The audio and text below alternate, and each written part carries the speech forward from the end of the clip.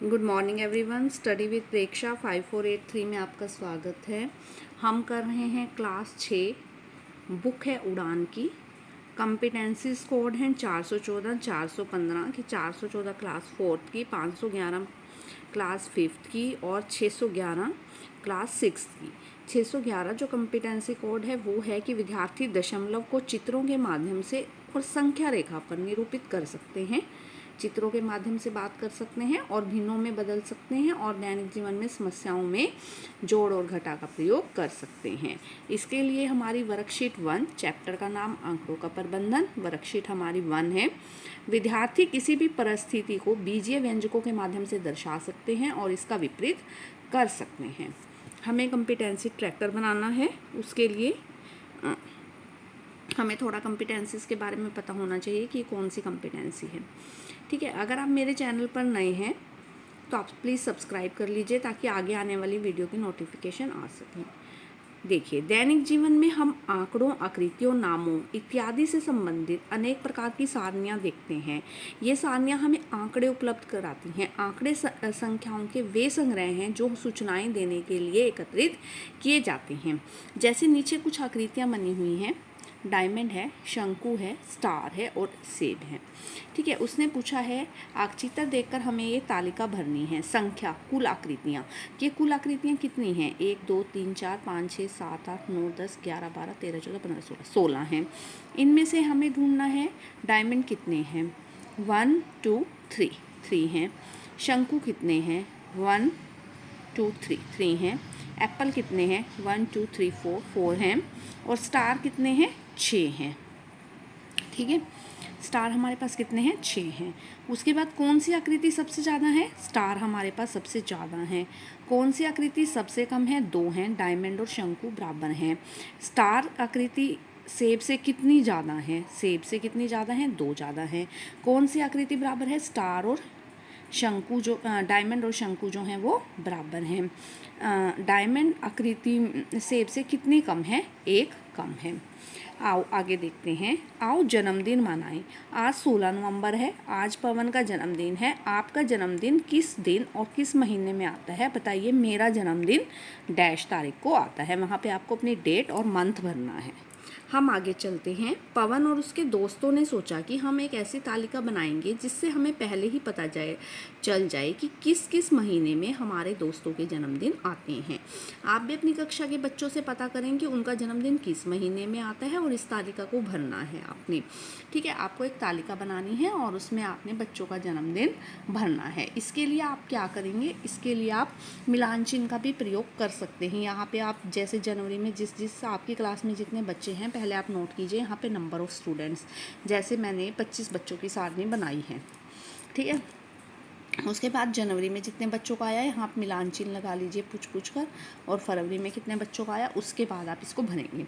ठीक है, बच्चे जनवरी में 2 बच्चों का आया, फरवरी में 2 का, मार्च में 2 का, अप्रैल में 4 का, मई में 2 का, जून में 3 का, जुलाई में 1 का, अगस्त में 1 का, सितंबर में किसी का भी नहीं आया, अक्टूबर में 2 बच्चों का, नवंबर में 3 बच्चों का, दिसंबर में 3 बच्चों का। अब सबसे अधिक जन्मदिन किस महीने में आया? ये 4 आए हैं हमारे अप्रैल के महीने में। किस महीने में सबसे कम बच्चों का जन्मदिन आया? 1 कम बच्चों के जन्मदिन है, सबसे कम बच्चों के। जुलाई और अगस्त में 1 बच्चे का जन्मदिन है। किस महीने में किसी भी बच्चे का जन्मदिन नहीं है? सितंबर में किसी भी बच्चे का जन्मदिन नहीं है।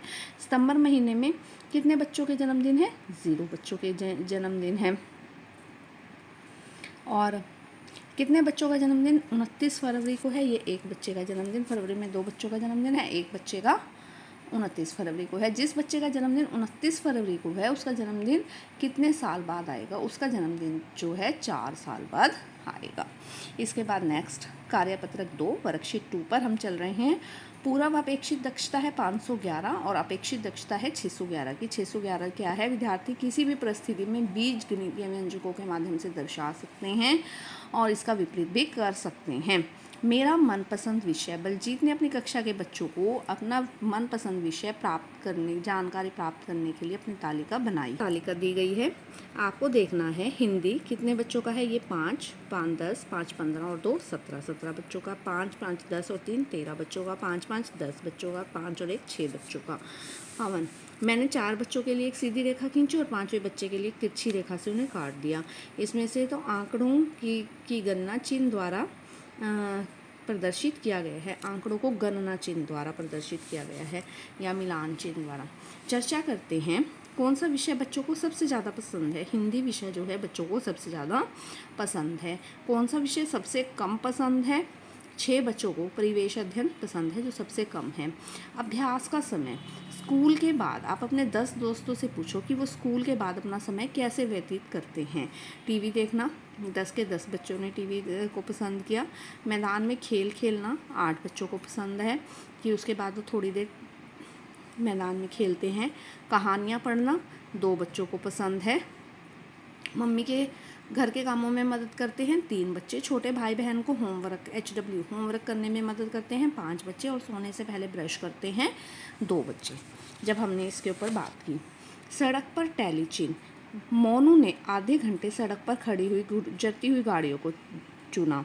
उसने हर गाड़ी के लिए एक टैली चिन्ह लगाया। इस प्रकार उसने उस खड़ी गाड़ियों को हर तरह की गाड़ियाँ गिनने में मदद मिली।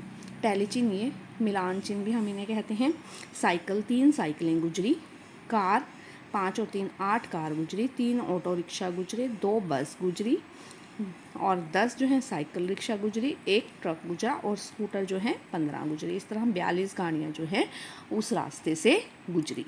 के ऊपर ये क्वेश्चन दिए गए हैं। हर एक तरह की गाड़ियों की संख्या तालिका में लिख ली हमने, ठीक है। आधे घंटे में मानू ने सड़क पर कुल कितनी गाड़ियाँ देखी, वो हमने टोटल करके लिखी। 42 गाड़ियाँ देखी। ट्रकों से ऑटो रिक्शा की संख्या कितनी गुनी थी? सही है, तिगुनी थी। ट्रक कितने थे और ऑटो रिक्शा कितनी थी? देखते हैं। हमारे पास ट्रक 1 गया, ऑटो रिक्शा 3 गई, ठीक है। 3 गुनी थी, यस 3 गुनी थी। आपका यहाँ पे गलत भी हो सकता है क्योंकि आप अपने हिसाब से टैली चिन्ह लगाएंगे। बसों के लिए और 2 ट्रकों के लिए टैली चिन्ह लगाओ। बसों के लिए और 2 और ट्रकों के लिए टैली चिन्ह आपको लगाने हैं। बसों के लिए तो यहाँ पर लगे ही हुए हैं। उसने कहा है 2 और ट्रकों के लिए टैली चिन्ह लगाओ। अगर हम 2 ट्रकों के लिए और टैली चिन्ह लगा देंगे तो हमारे ट्रक हो जाएंगे 3, ठीक है। अगर आपको वीडियो पसंद आई तो आप चैनल को ज़रूर सब्सक्राइब कीजिए, बेल आइकन दबा दीजिए ताकि आगे आने वाली वीडियो की नोटिफिकेशन आ सके। Please like share and subscribe our channel.